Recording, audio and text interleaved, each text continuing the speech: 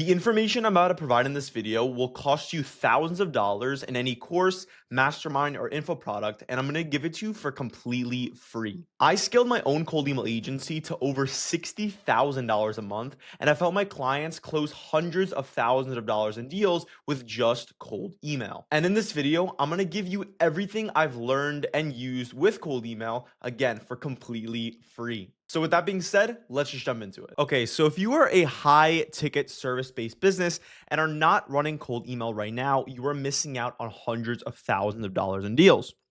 I'm going to show you exactly how you can create a full cold email acquisition system that generates buyers on demand and functions like your own private ads network. Like I mentioned before, right? Cold email is exactly what helped me scale my agency to over 60,000 a month.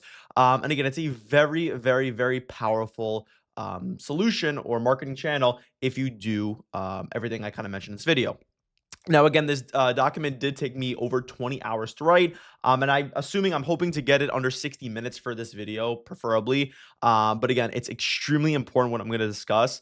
And again, it's everything I've ever learned. So this is kind of what I'm going to cover. Again, I'm just not going to go through everything right here, but it's going to be infrastructure, which email accounts to actually buy, the differences between public and private, the different tools you need to use, how to create lead lists, split testing different offers and audiences, segmentation, the importance behind that, personalization with Clay, offers with cold email, conversion focused script writing, deliverability, booking the calls in from cold email, inbox management, all the stuff you'll ever need. Again, I'm really hoping for you to watch this entire video, and from this you'll be able to just start your cold email journey, or continue it very successfully.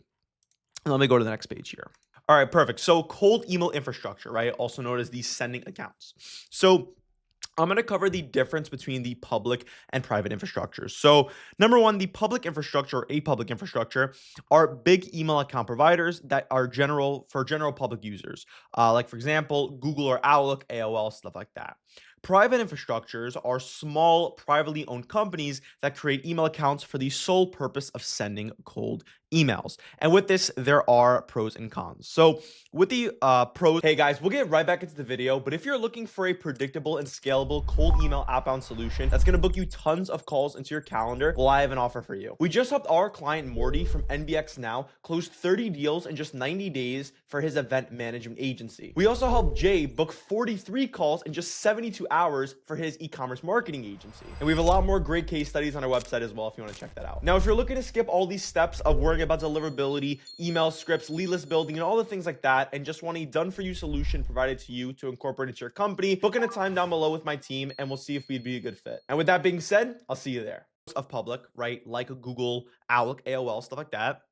The pros are that they are super reliable. If you do end up purchasing accounts from Google, Outlook, stuff like that, they are live 24/7. They'll never shut down. You can trust that Google will be there forever. Again, you're going to get a better deliverability just because, when you're sending cold emails to, your audience or, wherever you get your data from, it's going to be either Outlook or Google majority or 90% of them.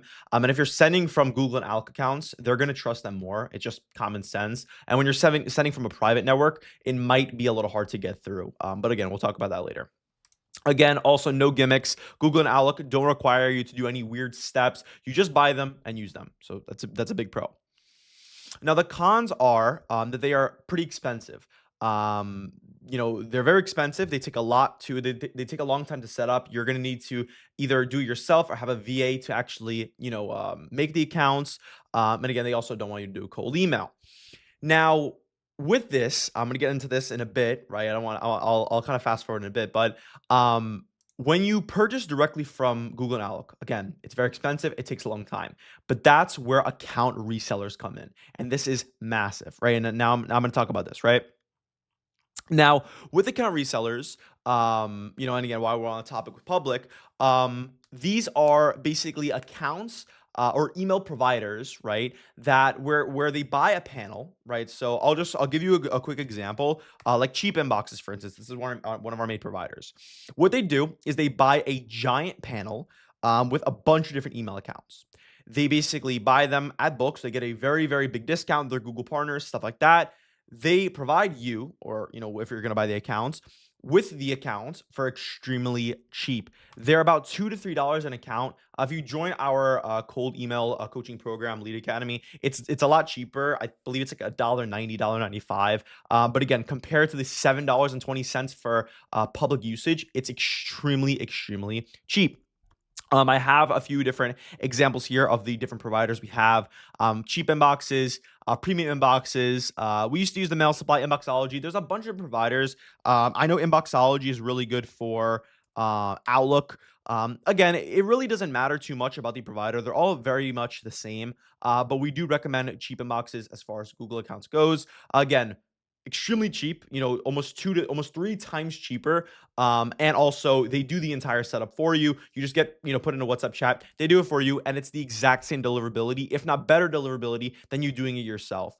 We've tested this again and again with, all of our clients, with ourselves, across multiples of thousands of email accounts. It has very good deliverability. Now, the next one is going to be private infrastructure. So, again, if you've ever heard of MailScale, Superwave, any of these private SMTP servers, they're, again, right. The pros are that they are cheaper. Not really, just because, again, they are cheaper than the $7.20 for the normal accounts, but for resellers, they're about the same price.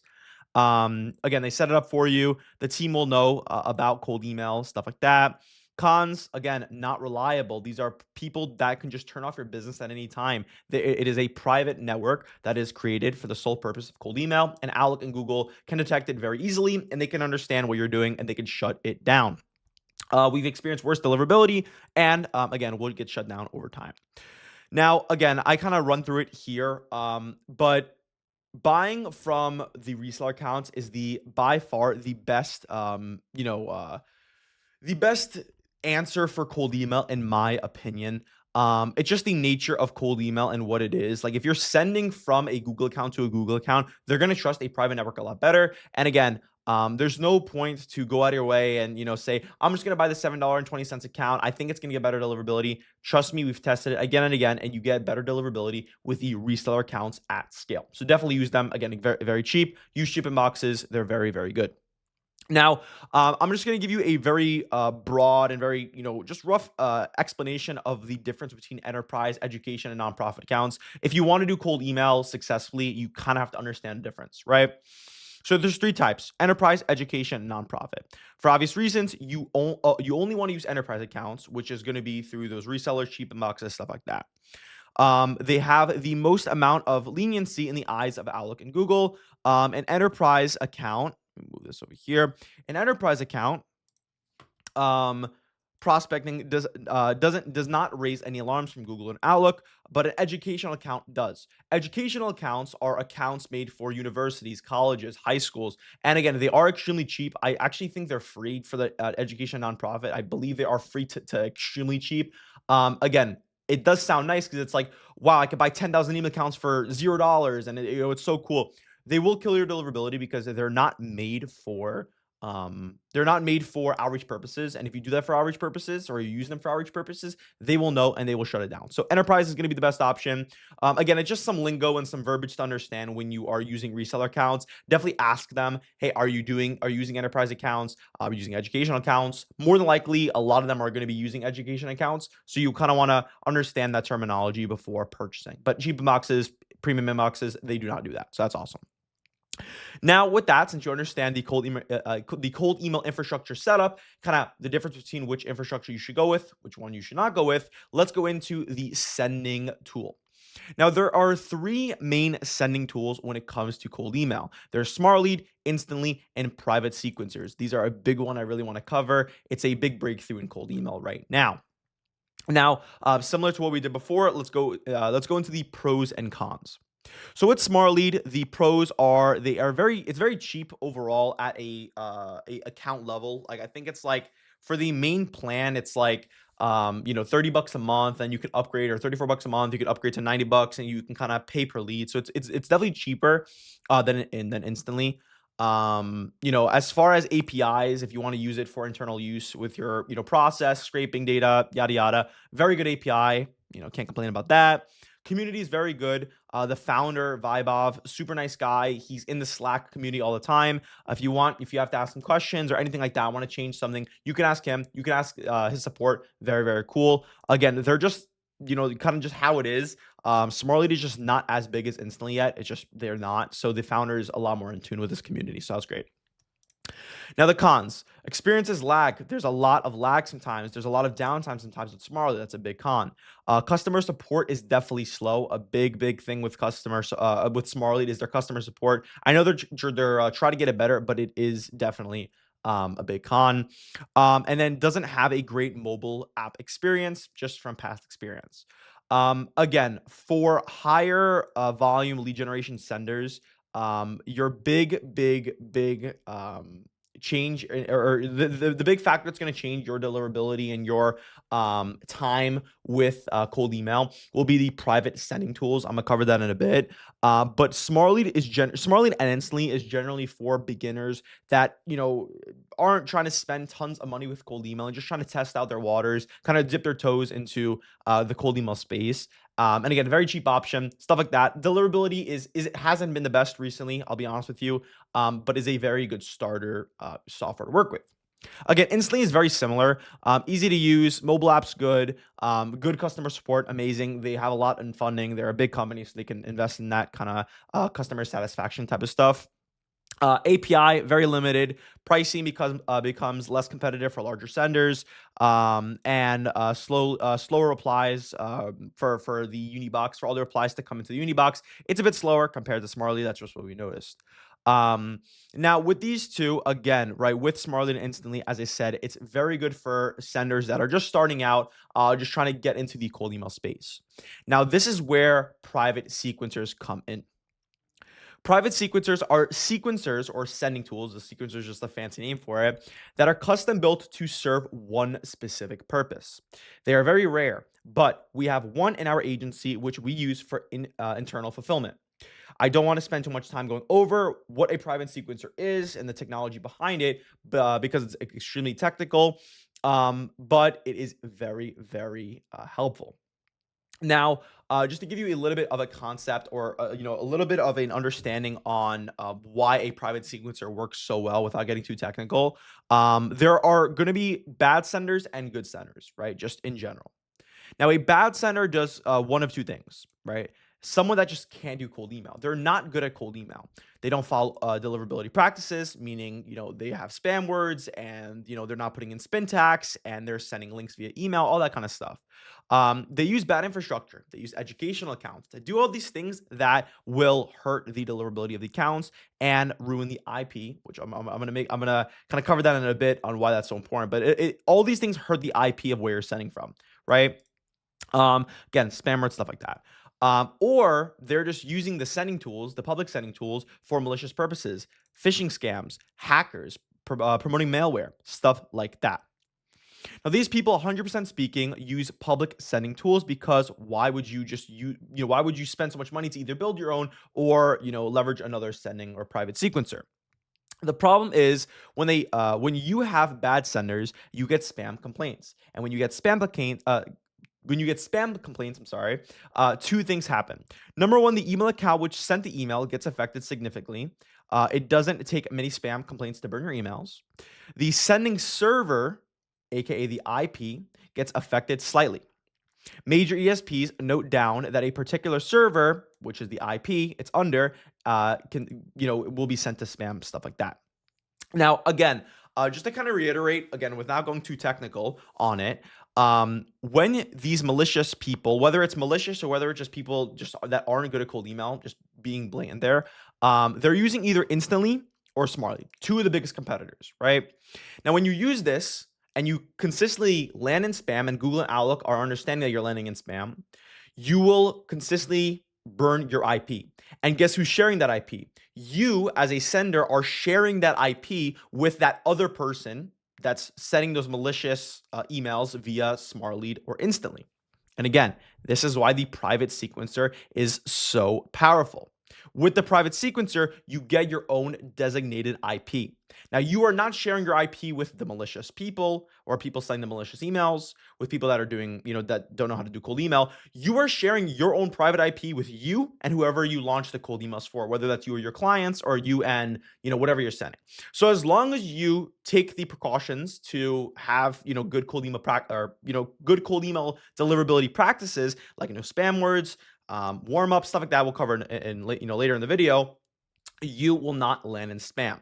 And I actually think I have a picture here going over. So we actually did a test within, again, with Lead Academy. We have a deliverability tester. We tested 100 email accounts for one of our clients. We tested them through SmartLead. We had a 3.75% average score. So I don't even know the math on that, but a 3% of 100, that's like, that's not even 3%, whatever the math, is with that, it's extremely low, like 3 accounts or something like that, right? It's 3 accounts. We're good out of 3 accounts landed in the inbox out of 100.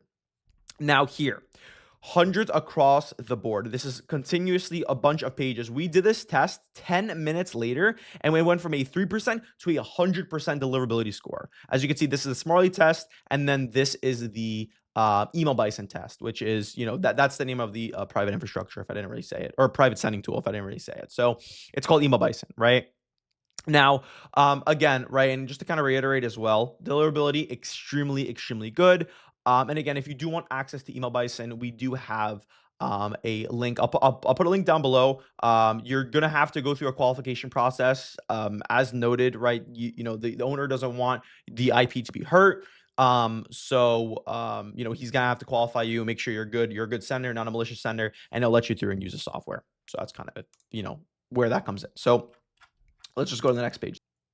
Now, creating lead lists, right? So this is the introduction to Apollo, our main database where we scrape leads from. Apollo has over 200 million. I think right now they have 217 million active leads. And I think about 30 million companies they have access to worldwide. And there are 2 primary ways of getting decision makers their emails through Apollo. Now, you can choose it through you could create a lead list directly on Apollo. So it'll be, you'll choose whatever industry you want. So it's like HVAC or construction or roofing or marketing, whatever. And you could apply your ICP exactly where they are as far as location, headcount, job title, stuff like that. Second way to do it is go from external to Apollo. So I'll kind of cover that in a bit as well. But there are ways you can go to, for example, a software called Clutch or any external database. And I can go, for instance, right? There are about 109,000 digital marketing agencies I can, scrape. I could take that data and I can go to Apollo and I can get their emails through there.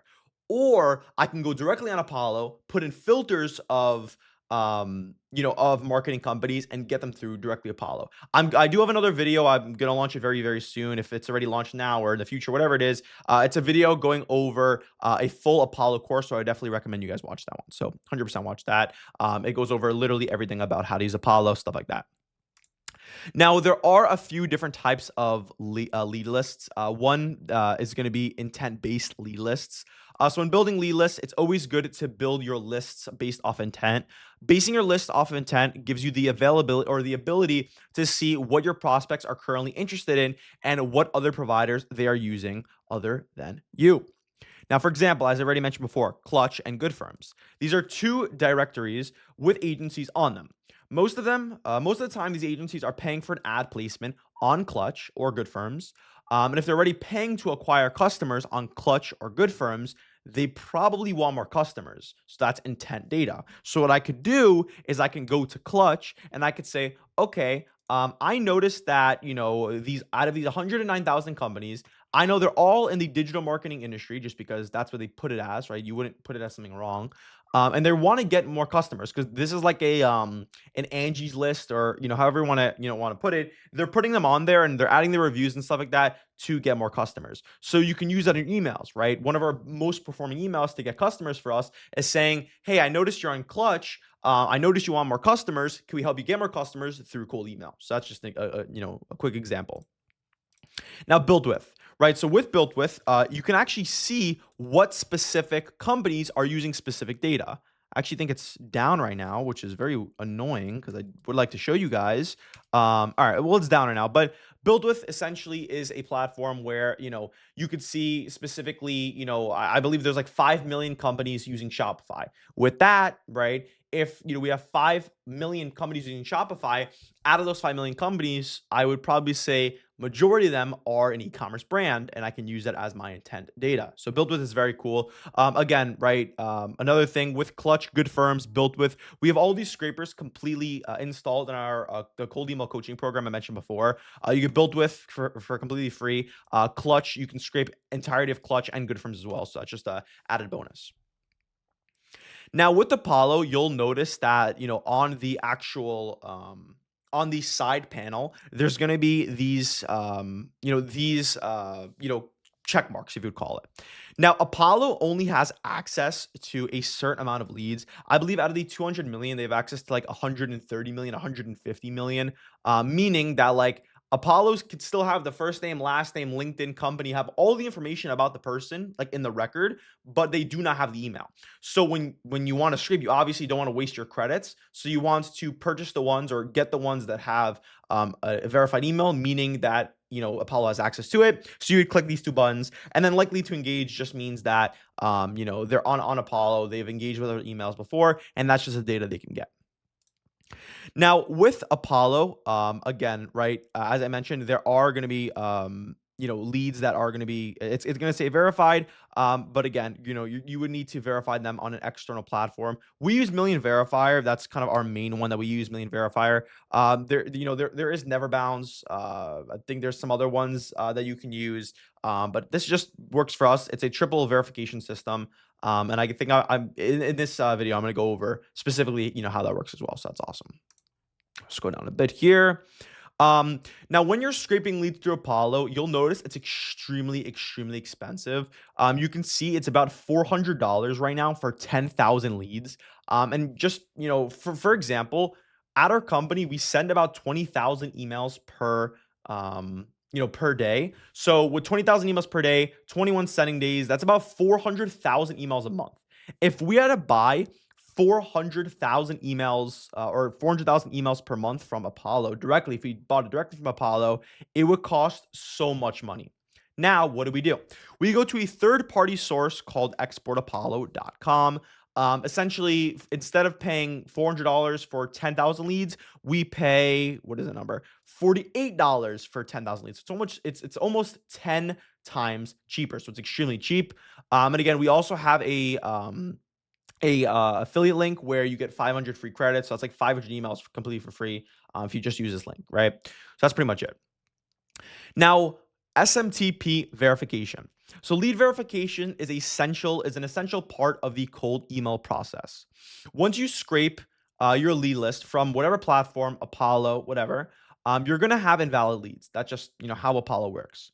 Now, businesses go out of business. Employees leave their positions, others replace them, and this causes a lot of invalid data. Now, when you are Outlook and Google and you invest millions, if not hundreds of millions of dollars into emails and understanding who is a cold emailer and who is not, who is human and who is a robot, what you're going to do is you're going to see, okay, are the emails that this person is sending, are they sending it to valid users or invalid? Because the more that these people send to invalid users, which is a bounce, right? It bounces back. That indicates that they're a cold email. They're just scraping a random data list and they are just sending emails. So what do we do to avoid this? We use, again, as I mentioned, Million Verifier or any other verification tool.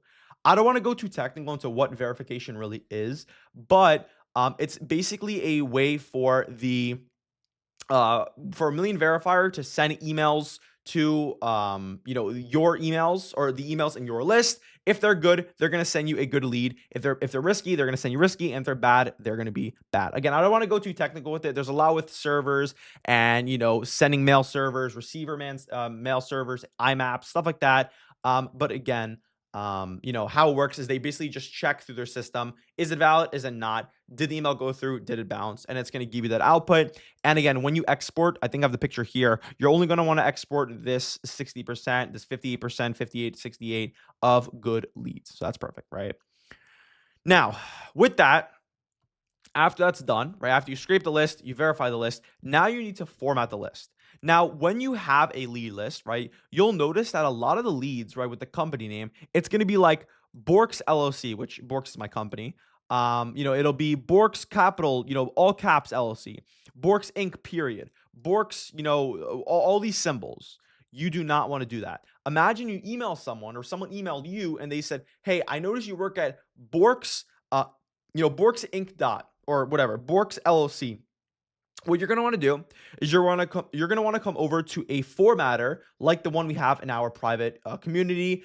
Essentially, it just lets you do like a slash command. So you use slash format, slash format, and you put in the list of companies. And then, when you do that, it's going to let you take the list that it's going to be from, or take the name from Borks LLC just to Borks, right? So instead of being like Borks Inc., Borks LLC, all caps, Borks, whatever. It's just going to be BORKS, perfectly formatted, perfectly good. You can use in your emails.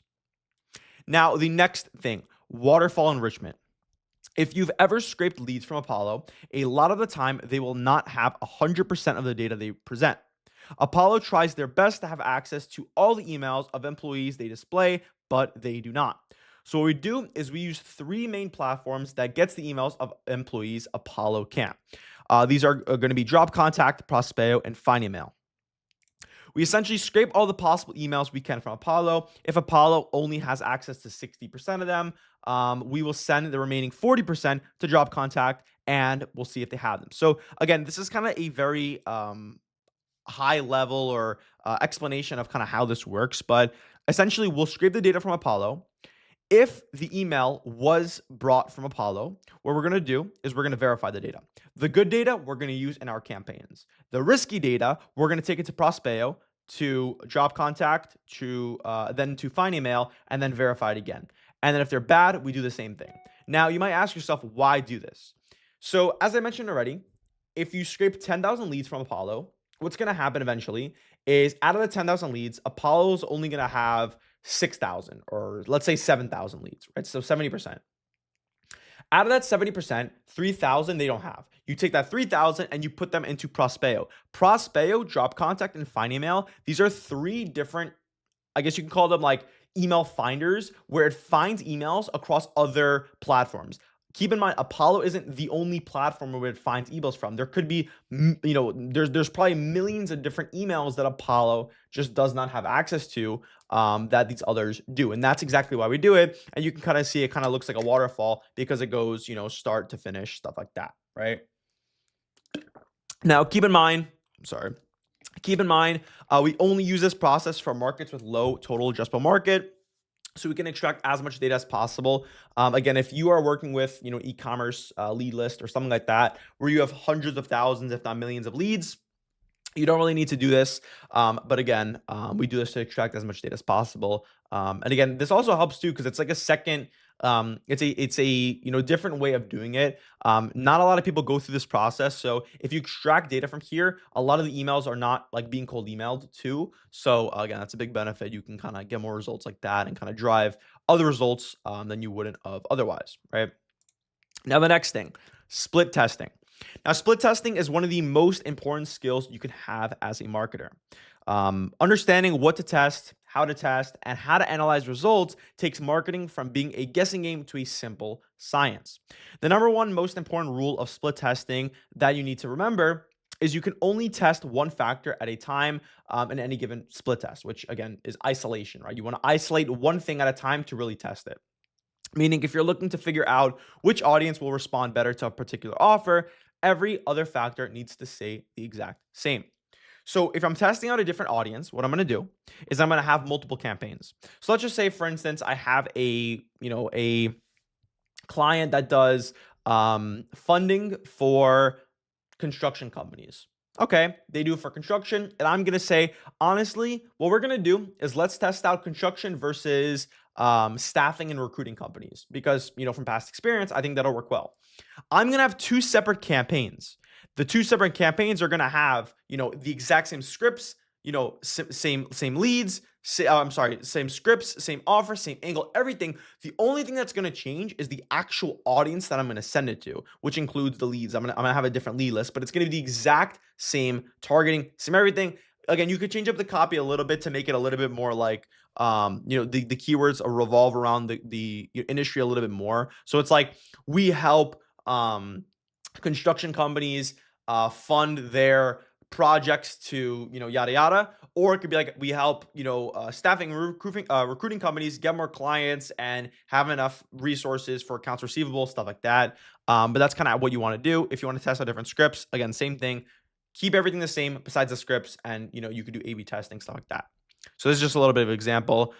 This is just a example of a campaign with, the same targeting, but just two different call to actions. So, I said, hey, I saw companies listing on Clutch, and I was wondering, why are you guys paying for ad placements when you can just run cold email? Can I send over a quick case study showing you how we helped, your competitor book 200 sales calls, stuff like that? Same exact thing here, same preview text. The only thing that's different is that the call to action is, instead of providing the free case study, it's going to be a quick 15-minute call. Now, the next thing is going to be treating cold email campaigns like ads. Now, touching back on what I mentioned above, cold email is just another ad network. Just like running Facebook or Google ads, you're targeting a certain audience with a certain or specific offer. The difference here is the targeting a broad area or industry. You could target by specific factors like job position, headcount, industry keywords, stuff like that. Now, I know with Facebook advertising, recently, or not so recently, but a couple years ago, with iOS 14 and stuff like that, it's very hard to target. And, instead of targeting on specifically like, there's interests like, someone interested in medical, right? And you could make your copy, right? Your contextual targeting, that's what it's called, on, someone looking for, talking about, hey, medical clinics, yada, yada. You could talk to the owner if they actually follow through with the ad and they kind of, stop in your ad since you mentioned the medical owners, things like that. And that's how you kind of target with ads now, right? With cold email, it's very, very specific. You could target by the exact industry. I know for a fact that I could target the CEO of a medical clinic because I have that data. With ads, with things like that, it is not like that. But at the same time, as far as the marketing aspect goes and how it actually works with overall marketing, the planning, the strategic or the strategy behind it, it is very similar. So that's kind of what I want to get to. Now, the next thing is going to be segments slash subsegments, right? So why segmenting matters. A segment is a general industry and a subsegment is a smaller part of the industry. For example, a segment will be e-commerce companies. So, right, for our clients, right, let's just say they target e-commerce companies. A subsegment would be facial care brands, body care brands, jewelry, sporting, food and beverage, things like that, self-care, yada, yada. Now, the segment within facial care, so like this is kind of going sub segment, would be mascara, lipstick, eyeliner.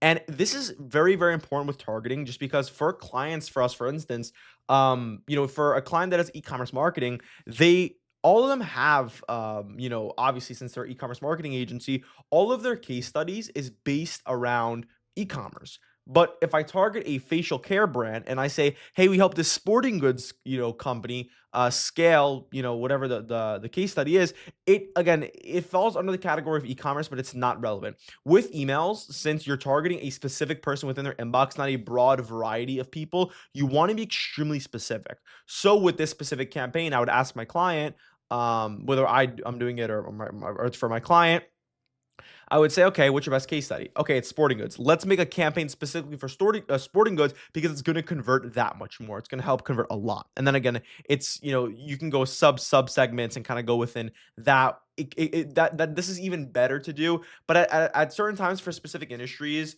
e-commerce, it's fine, but for certain industries, if you go that small, your TAM is going to be nothing, and your cold email campaign will have like 100 leads. So you don't want to go too broad, but again, the more specific you can get, the better it's going to convert. So that's kind of how that is. And again, I made some examples. Imagine you own a skincare company called Better Skin. You receive these two emails. The first one is, Hello, Anna. Are you interested in boosting your e-commerce company's sales using abandoned cart flows? We helped Sally Streets, a dog food company, add an extra, whatever it is. It's not that relevant because, again, we did if you look at Sally Streets, if you look at their website, yes, it's going to be an e-commerce brand, but it does not apply to them because they're not a skincare company, right? Something like this, a little bit more. It resonates a little bit more. Hello, Anna. My mom almost purchased mascara from Better Skin today, but she got caught up in something before she was checking out. I noticed she doesn't get an abandoned email, and you can kind of see how beneficial this is and how specific you can get because you can't exactly put this when you're targeting or when the case study is about dog food because it just does not apply for the case study and everything like that. So it's extremely beneficial to go super specific, as specific as you can, but while simultaneously making sure that your TAM is big enough to actually target all those people. Now there are different types of segments. Segmenting at a core is the act of just getting more specific about what you're targeting. So you don't have to segment by industry. Here are some other factors. As I mentioned before, right? We've had some campaigns where we segment by specifically headcount. It could be by location. It could either be the case studies that I have here, the job titles, everything. Because again, whatever you reach out to for a marketing service, if you reach out to the CEO and the founder and anyone in the head chair, stuff like that, it will apply to them. But imagine how much more relevant it would be if you specifically targeted a uh skincare brand with a skincare specific skincare pain points of their company with a skincare case study targeting specifically the marketing person and offering a marketing solution, right? That is what gets cold emails to convert, and that's what a lot of people are doing, and that's why it's very hard to scale cold email, doing it by yourself if you don't know this information. Now let's go to the next thing. Now, personalization with Clay. I'm sure you've heard this a bunch of times. Clay, AI, all these types of things. And I'm gonna kind of go over this. I made like a very in-depth explanation on what Clay is, the introduction to Clay, how Clay looks and stuff like that, which I'm gonna go through just because it's like, Clay is very good, but I want to kind of preface this before I kind of go through. Majority of our campaigns are not with Clay. And the reason why is because Clay is good for very, very, very specific needs. If you have a very specific offer, but if you're trying to mass email, which is what cold email is for, is to send out tons of emails, it takes so much time and you spend so much money using Clay that if you just launch the campaigns, you'll get so much more of a ROI so much quicker and so much cheaper than doing it with Clay. Again, I have some examples here like checking whether this company is a B2B versus B2C company based on like what the information is on the website, if they sell to businesses or sell to consumers. So again, it's very useful. You can see the data it pulls. I have, another video going over how to use Clay to find if people are on Amazon. I have some other videos going over like specifically, this too, like how to determine what service a certain company does. Again, it's very good. I'm not gonna sit here and say Clay is not a very powerful tool. I know for a fact it is, but if you want to send emails at scale, the number one thing that's going to be the most important thing is going to be your offer. So whatever you're offering to people, that is what you want to prioritize first. You want to spend as much time as you can on making sure your offer is as irresistible as possible. Then after you've kind of understand your industry, you understand your ICP, and you're getting a lot of booked calls and have a proven, you can call it message market fit with your emails, then I would add in Clay. It's more of a cherry on top rather than something you would do in first. Again, it just costs a lot of money, takes a lot of time, and it's just not worth it in the start. So that's kind of what I want to go over. Again, right, this document will be linked down below so you can kind of get more information on this specifically. But again, I would definitely only use Clay for very specific reasons, right? Now, one of my favorite sections, offers in cold email. So the first thing I'm going to go about or talk about as far as offers is going to be the company level versus the campaign level offers. Now, to be clear, right, there are two types of offers in cold email: company and campaign. A company level offer is what your company actually does, aka your service. A campaign level offer is how you position your offer in your cold emails to attract people. You could also call this like a lead. You can call this a lead magnet, right? Now, for example, at my company Borks, we are a lead generation company. You could see by our case studies, you could see by everything here, we provide leads through cold email. That is our main selling point. That is what we do. That is, us as a company. Now, within our emails, what we do is we offer 5,000 free leads. And you might be asking yourself, like, why would you do that? Does that work? All that kind of stuff. Yes, it works. We do that to get people through the window. I'm sure you've seen ads before where it's like, get this free document or join my free community. And at the end of the day, they're getting you in through something that seems extremely valuable and they're upselling you on the back end. That is how they make their money, because if they tell you the price and what they actually do, which is number one, expensive, number two is boring. If they tell you that on the marketing, on the forward facing side of the marketing, it's not going to be valuable, right? It's going to be, okay, you're just going to scroll by it like you do for any other person. You're going to click out of the email. You're going to put it to spam, stuff like that. If I contacted you and said, listen, I'm going to give you 5,000 free leads, worst case, you get the 5,000 free leads, you can contact them and possibly close a client, or you can stick with us and we can get you and contact these leads and, close deals from these leads. So that's kind of the main selling point. It's extremely useful. Again, it's just good to understand when doing cold email. The difference between running a campaign with your company offer, just saying like, hey, we provide leads at a pay-per call model, or we provide leads at a retainer model, or saying, hey, do you want 5,000 free leads, getting people through the door and then selling them on the call, or just selling them on the back end from, whether you provide a document, a video, just selling them on your service through the free lead magnet, or again, company versus campaign offer.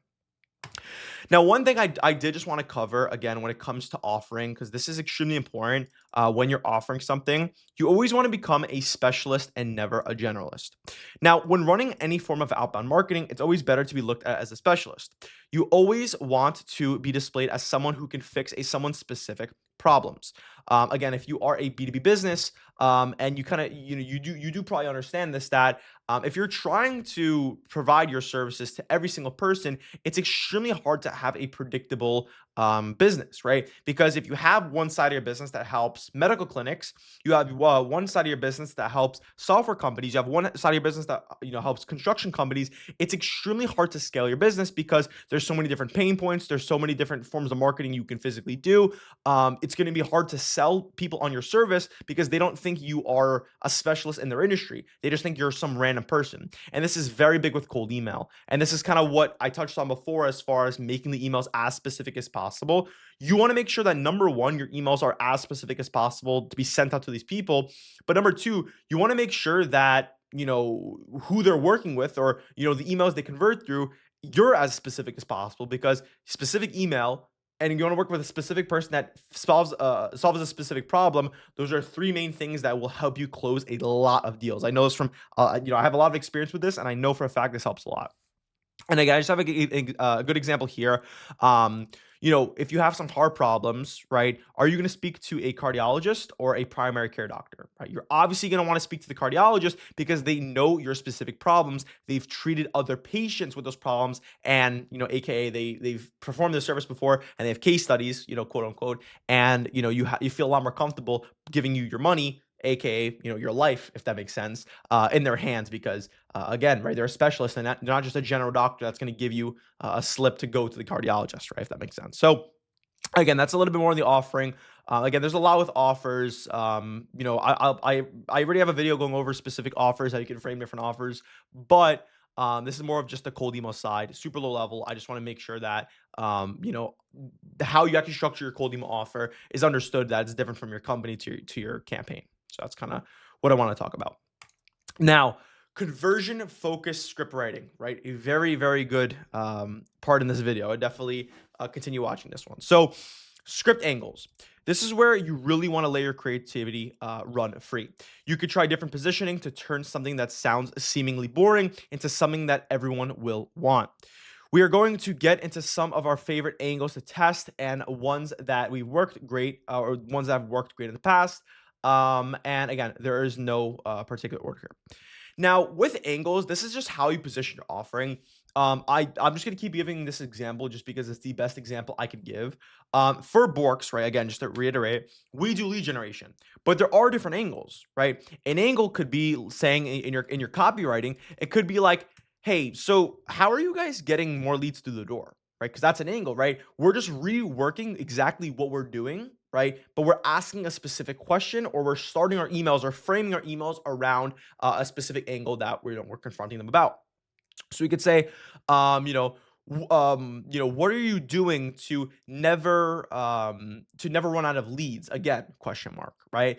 What are you doing or are you guys running ads right now? Because I don't see anything on your Facebook ads. Just kind of getting them, kind of poking the bear and get them through the door, and kind of get them to start thinking like, why aren't I do this? And kind of move forward with you and convert with you as a client. Another angle that we like to do is going to be the problem stiffing angle. You could use this. You could do this with Clay. An example would be like, I noticed someone left a bad review with this specific problem. Can we help you fix that? Just like we did for another person. That could be a good angle for problem stiffing. You could say like, for instance, if you do a website design, and you want to kind of have a lead magnet for like a CRO offer, so you can kind of manage the conversion rate optimization for a client. You could say like, you can go on Built With, and you could see who is using HubSpot. And let's say there's a better solution out there. Oh, I'm sorry, not HubSpot. There's another one, but it's a conversion, or Clarity, Microsoft Clarity. It could be. But if they're using Clarity and there's a better solution, you could say, why aren't you using that? Or you could take a list and you can exclude the people that don't have Clarity. And you could say, hey, I notice you're not using Clarity. I notice you're also probably not, working with your CRO. This is a big problem. Can we help you solve that? You can make a lot more money. Just pay us. That's kind of, how that angle is positioned. Super simple, relevant case study. You're storing in a case study that's extremely specific to the exact person. With a case study, you want to make sure it's as specific as can be. Obviously, it's very important. Like, if you're going to go eat at a restaurant, and you kind of see on the reviews, it's like, specifically, let's just say you're a male, specifically a male in your specific area with your specific ethnicity, love the food. You're going to want to go there a lot more than a female within another state that just stopped by and, liked it, right? Again, no matter what, at the end of the day, it's still a case study and a past result they've got for their client. But at the same time, the more specific you could be, the better it will, convert. Another angle you could do is a lead magnet angle. This would just be, again, providing those free leads, providing free ad creatives. If you do ads or you run ads for people, something extremely valuable that people would feel stupid to say no to over email.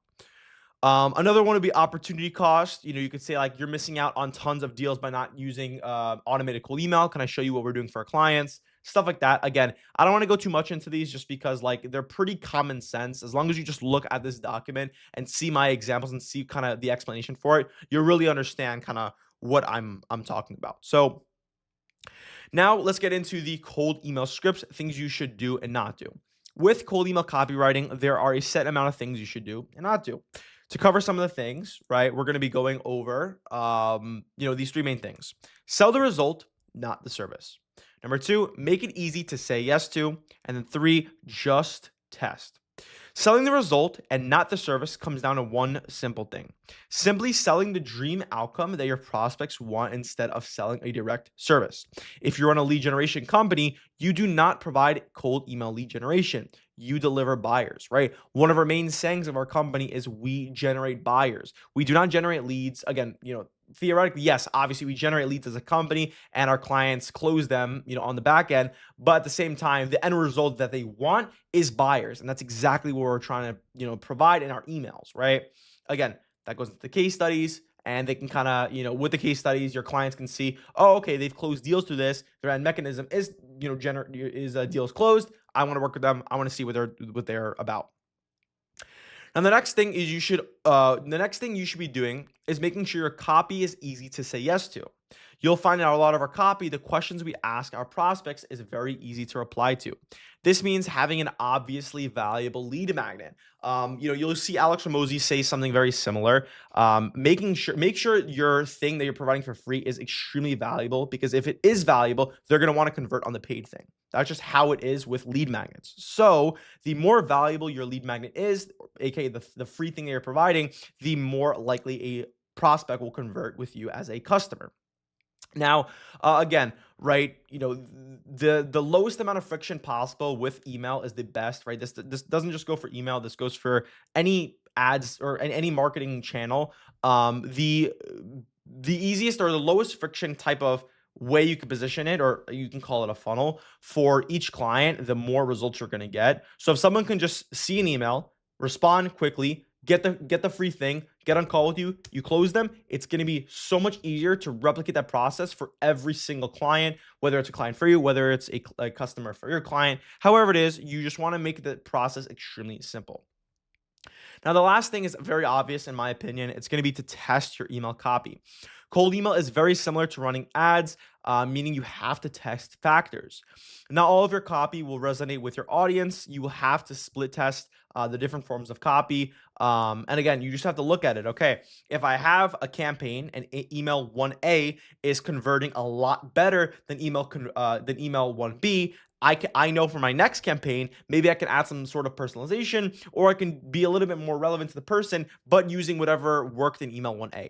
Again, I want to stress this, a lot. Cold email isn't extremely hard. It's not this crazy, big thing that you have to learn and overcome. It's very simple. Send out emails, isolate and test factors, and just whatever sparks and whatever you see a spark in, just do more of it. That's all it is. That is at the core of what cold email is. Now, some of the things you should not do in writing email scripts: don't use unnecessary words. Don't say like actually, kind of, fact, all these different things that just don't really apply. And again, just make your copy as condensed as possible, and don't write an essay. That's like a big thing. I see a lot of emails that I get emailed, which obviously end up landing in my spam. It's like a full essay, and I open it, I just close it right away because it's like I'm not gonna read that. Like, realistically speaking, number one, you want to hook them in from your subject line, right? Which is they open the email. You want to instantly, your clients or your prospects that are going to be opening up these emails, you want them to understand what they're getting within the first like 3 seconds of them opening up the email. You want them to open an email and say, okay, this guy's providing me leads. Boom, let's either continue with this or stop now. You want them to understand whether it's good or bad. You want them to understand what you're doing, and don't sugarcoat and don't fluff exactly what you're doing. Again, I mentioned, the 40 to 50 words. It doesn't have to be exactly that. Less than 200 is optimal for cold email copy. But again, a big thing I'm generally stressing throughout this entire course is that a good offer will make your copy super, super good, and you're going to convert a lot of customers if your copy is concise and the offer is extremely valuable, relevant to the person, solves a big pain point. And that's pretty much it. They're just going to convert with you as customers. So make sure that's prioritized, number one, before everything. Right. Now, next is going to be deliverability, the number one most important thing. Again, if you do not land in the inbox, you will not, be able to test things. You won't be able to sign clients. So definitely watch this part in depth, right? Now, number one thing is going to be avoiding links, right? Do not send unsubscribe links. Do not send images. Do not send files. Do not send HTML. Google and Outlook do not like it when you send links at mass, right? Again, it's different when it's a warm audience. If it's a email marketing campaign, you have, tons of people that, respond to your emails and consistently open up your emails and consistently convert to the emails and click on the links, stuff like that. That's fine, right? Google and Outlook understand that, it's an email marketing list. That's fine. You just, if you're sending it to cold prospects and there's continuously putting it as spam, they will understand that the links you're providing is probably malicious, whether it's not, whether it is, whether it's not. They will mark you as spam, and you consistently land in spam if you add in links. So just do not add in links. Now, you might be asking yourself, if I don't provide a link, how am I supposed to book in a call? When you book in a call, or when someone is interested in booking in a call, all you have to do is just ask them, okay, is XYZ time good? If it's good, you book it on your end. That is going to be the best way. Again, there are exceptions, from what we've noticed. Out of like 10,000 emails we send, maximum 1,000 people will actually respond. Out of those 1,000, maybe let's just say let's say 400 people or 300 people are positive. Those 300 people, if you disperse it between all 100 email accounts, that's like three emails per account you're sending to positive replies. If you send a link to those three people per account, it's not going to kill your deliverability. Will it help? No. But if you really want to send over those links to book in a call, and it's just a mandatory part in your funnel, that's fine. Do it, but I definitely would stress against it. Now, the next thing is very, very important: avoiding spam words. When sending emails, Google and Outlook see specific words as spam. Again, past people use the words like money, spam, investments, new, guaranteed. That's a big one. As you know, people use them as for malicious reasons, right? We guarantee X, Y, Z. Meanwhile, they don't actually guarantee the thing. Money. Here's free money. That's malicious, right? They look at that as malicious. So you got to make sure this is in check. I can't tell you how many times that I've had campaigns that had terrible, terrible deliverability, but as soon as we just took out the spam words, it instantly went to 100. So it actually matters a lot more than people think. Definitely prioritize that over anything. And again, if you want to check that as well, you can go to MailMeter. Or there's also another platform too that's really good. It's called Email Guard. Very good. It's like a full toolkit, so it's definitely good to test out. Now, the next thing is going to be ensuring enough spin tags. So you want to make sure you have as much spin tag as possible. So what even is spin tags? So spin tags is message alternators. So if I can actually show you something like this, right, where it's like, hey, first name, right, where you're filling in a variable of something, that is a form of spin tags because you are just adding in different variations. I can actually give you guys a good example. Let's see. I'll just go on Google Docs. I'll kind of show you guys what I'm talking about. So if you have an email, it's like, hey, name. And then a typical email would be like, I am offering, free cold email leads to you, right? Let's just say that's an email, right? Terrible email, but let's just say that's an email. The right way of doing it is making sure there's message alternators. So every person gets a different email. I would probably say something along the lines of I do this. So it's like, I am. So I would be like, I'm, instead of offering, or not instead of, but like with offering. So it'll be in each email, it'll output something different. Providing no cost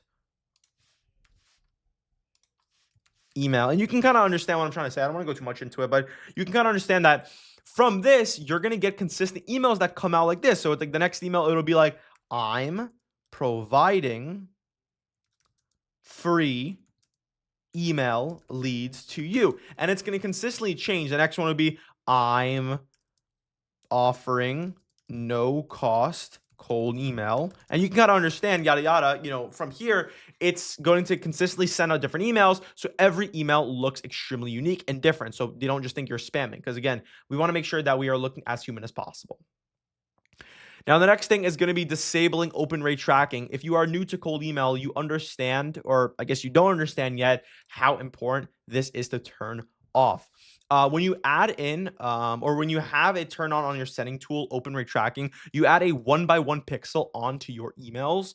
And again, this is the same exact thing as adding in links as HTML. You are physically adding an HTML to your emails, and it's looked at as a link, and you're going to consistently be landing in spam because it just acted as the same as link. You might as well just put a link in your emails if you're going to do this as well. So please do not do that. What we do specifically as far as KPI tracking, we track replies, to positive replies, to book calls, to close deals. That's like our main things. So it's like replies to email send, positive replies to replies, book calls to positive replies. And then again, you can have your whole KPI sheet as optimally as you want, but that's kind of how we have that structured. Now, you want to make sure your DNS is set up correctly. Thankfully, if you use cheap inboxes or any reseller accounts, they do this for you, and they do it right 100% of the time. They have a full bot and kind of software for it, so you don't have to worry about this. But again, you don't have to worry about that. But if you do want to check your domain for whatever reason, you could use MX Toolbox, and it'll just give you a report on what's going on. If there's missing a CNAME record, if it's missing a DKIM record, if it's missing a DMARC record, whatever it is, it's going to tell you. So I would definitely use that if you need to, right? Now, next thing, again, buying accounts from trusted providers. Not going to go too much into this. Very, very simple. Buy from cheap inboxes, buy from premium inboxes, buy from resellers that are in the public, that are, I would call them mainstream as far as like cold email. And again, right, we use cheap inboxes. Very, very good provider. Do not contact uninterested leads. Pretty simple, pretty self-explanatory. I made an example for Smart Lead. If someone says I'm not interested, just put them as a do not contact on that specific for that specific client. Or whether it's you, whether it's the client, just don't contact them again, because if you just make if you're targeting one specific audience, once, let's just say it's 10,000 leads, more than likely that exact person that didn't want to get contacted is going to be on the second list. It's just like the nature of cold email, right? You're going to consistently either reuse the emails, or it'll just be popping up on a new list when you scrape it, whatever it is. You want to make sure that is, taken off, because it will kill your deliverability if people are, consistently not wanting to respond to your emails or replying stop to the emails, and you are just, you keep spamming them. So that's obviously not so good. All right, so the next thing is going to be ensuring relevant and targeted lead lists. So when you're sending emails, it's extremely important to target the correct industry you're trying to sell your service to. So if you send an offer meant for software companies to e-commerce brands, you're going to get you're going to get tagged as spam. And this is just common sense. Like, for example, right, I like to give this example a lot with ads. If you're going to send or have a message provided in front of someone else, even though it's not intended for them, they're not going to report your ad, nothing like that, right? Because that's how social media works. But with email, since it's at a personal level, they will tag you as spam. So just make sure, number one thing, it's very simple. Just make sure your lead lists are as relevant as possible. And how you do that is, number one, getting data from a good external source like Clutch, Google My Business, good firms, Crunchbase, stuff like that, where it does the filtering for you. Or two, when you're making your Apollo lists, make it extremely, extremely targeted with the keywords that you use. So make sure, if you're targeting restaurants, make sure you exclude the word marketing and advertising. So you exclude marketing companies that market for restaurants. So just stuff like that. Again, just make sure, don't be too strict with it either. Obviously there's going to be some outliers. That's just how it is with any marketing. You just try at a majority scale, get your message in front of the right people a majority of the time. Now, next thing is going to be ensuring a proper warm up and sending volume. So we warm up our email accounts for 14 days before we actually launch for our clients, and it will 100% help your accounts. And this is just an example of one of our deliverability tests we did with our private sequencer.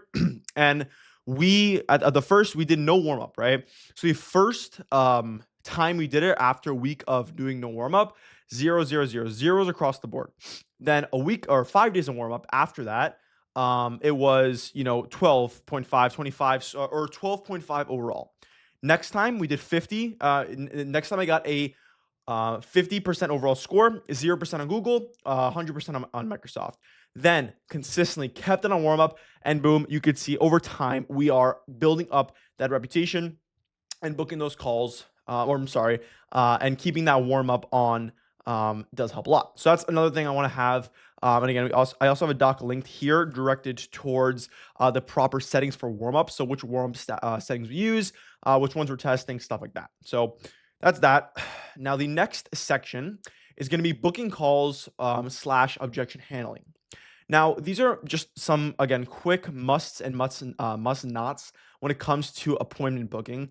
Again, follow up every 3 days with people that were on the fence or just interested in general. Provide value, or reply within 5 minutes. This is a big thing, that your time to reply KPI should be tracked properly. I've noticed a big loss in reply rates, response rates, and overall booked calls when we have a big window for reply backs. Then push for a call, obviously. Push times instead of sending your Calendly link. Have a clear next steps with your call to action. Always, in every email, have a call to action. You never want to have the email ending off on a period, or just something that can't continue the conversation. It's just like having a normal conversation with someone, right? You want to have a question so they can answer it, and you can kind of either answer their objection through email, or just book them indirectly. Double check that all messages are relevant properly, and then triple check to make sure the messages are free of spelling errors. And then another thing here is just to make sure that I didn't put it here specifically, but just make sure you're answering everyone's emails. I can't tell you how many times I've had students of mine or clients of mine respond to emails, and they're just not responding to the question properly, but they just want to book them on the call and then answer the questions on the call. But like, people want their questions answered before a call to even see if it's a good fit. So you kind of gonna want to comply with that. Again, no links, no Calendly links. Don't thank them for replies. Don't ask multiple questions. Ask one at a time. Don't give price over email. Never give up on follow-ups. Just really common sense stuff. If you follow all these guidelines, you will have a very good time with appointment setting. And again, if you or your appointment setter sticks to these rules, it'll be very hard not to book in a lot of calls.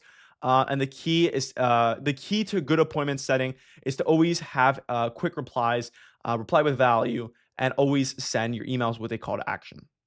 Now, this is just a template you can use and you can just incorporate into your company to have proper inbox management. Whether it's you, whether it's an appointment setter, you can just literally just copy this exactly. And this is a full sheet going over our inbox management rules. So that's pretty cool. Just a little, thing I like to give. And then again, there are AI assistants. There's Inbox Manager .ai. There's Rev Reply. There's a lot of these other tools. Again, we've tested them out before. The best thing that works is just a human. Again, it's gonna be less work overall if you want to do this, just because like it does it for you. But at the same time, just having a normal human being just doing it for you is gonna help a lot. So again, that's kind of how that's structured. So that's pretty much it. Overall, that's going to conclude this video, kind of covering the course. If you just don't want to deal with this overall, and kind of don't want to deal with the whole cold email thing, deliverability, cold email scripts, targeting, lead list, stuff like that, you don't have to. We actually do this for completely done for you. So if your business is making under $500,000 per year, we cannot help you. That's just one thing. That's just, our qualification. If you don't sell B2B, we can't help you. If you sell anything like OnlyFans, adult content, we can help you. And our payment structure is a fixed monthly retainer. So just so you know that, if you do want to kind of go through and kind of work with us and just kind of see what we do. The link is going to be in the description below, also in this document, and you can kind of follow through with that. So that being said, that's pretty much it. That's the end of the video. I really hope this was really easy to understand, really concise. If you did like it, please leave a like down below, subscribe, and I'll see you guys in the next one. Have a great rest of your day, guys. Bye.